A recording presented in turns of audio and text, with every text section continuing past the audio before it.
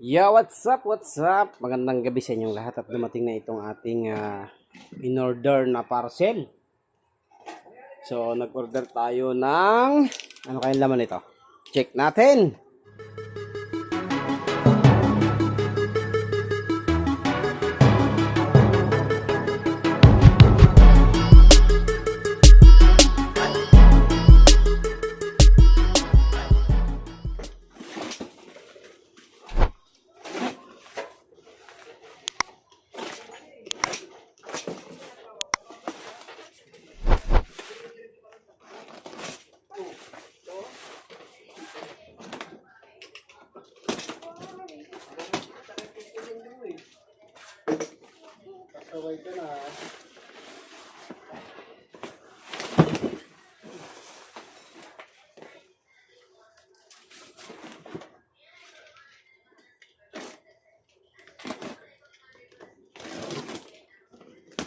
Wow, ano kayang laman? Yun, oh. So, nag-order tayo ng bench press drill. Ayan, oh. Kasi nahihirapan na tayo barena mag-drill ng hand drill lang. Kaya naman, nag-order na tayo para medyo level up tayo ng konti. At least ito magagamit natin sa project natin ngayong kalan. At the same time ay magagamit din natin sa shop natin. Okay? So ito yung kanyang base. Hindi naman to malaki. Tamtaman lang, pang maliitan lang kasi wala tayong pondo pa para sa malaki. Tapos ito yung pinaka base din sa drilling.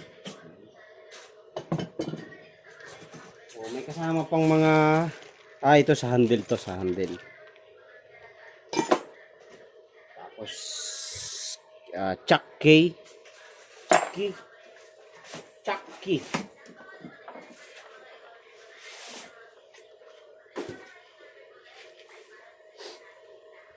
Tapos ito na.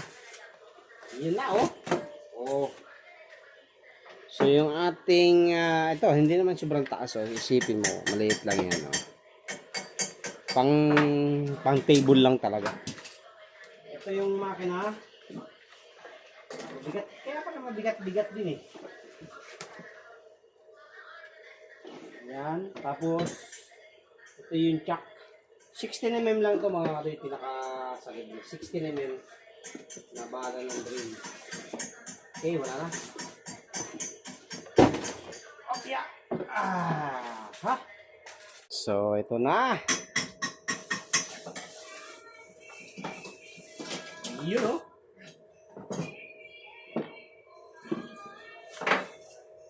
Yun, oh. Oh.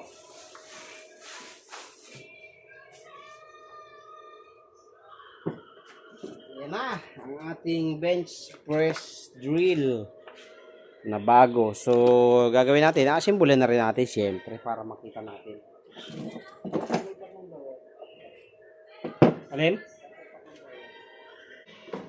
So, buuin na natin para makita natin ang itsura niyan. Kung ano bang itsura niyan. Tayo.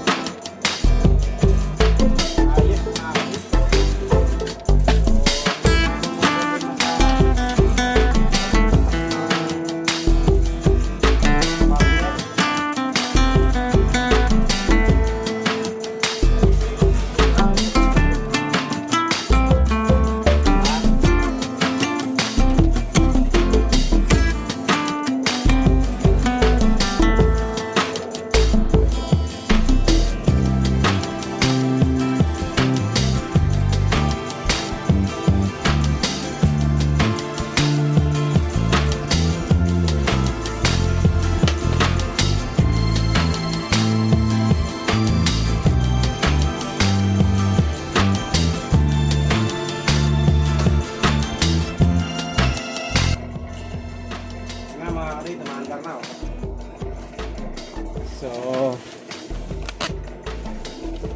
ito na, maandar na siya. Merong comment doon na napansin ko nung minsan na umiinit daw. So, masusubukan natin kung umiinit talaga ng todo. Ayan. Pang maliitan lang naman yung bubutasan natin eh, kaya hindi siya pwersado.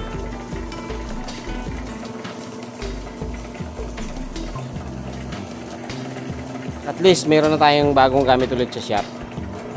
Hindi lang ito para sa kalan. Magagamit din natin sa mga ibang project natin sa shop. Oh, see? Ayos. Pwedeng mabilis, pwedeng mabagal. So yan na ang ating bagong tools. So yun nga lang ang problema, wala yung tornilyo rito sa ilalim. Problema natin. So mga kaduyit, yung palang chuck niya ay force fit.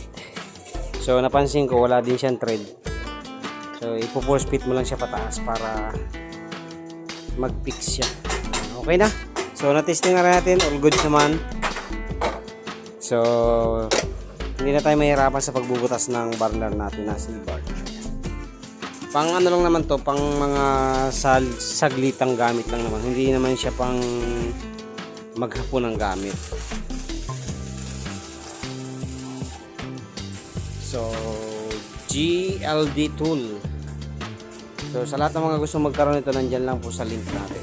Check out nyo lang po dyan.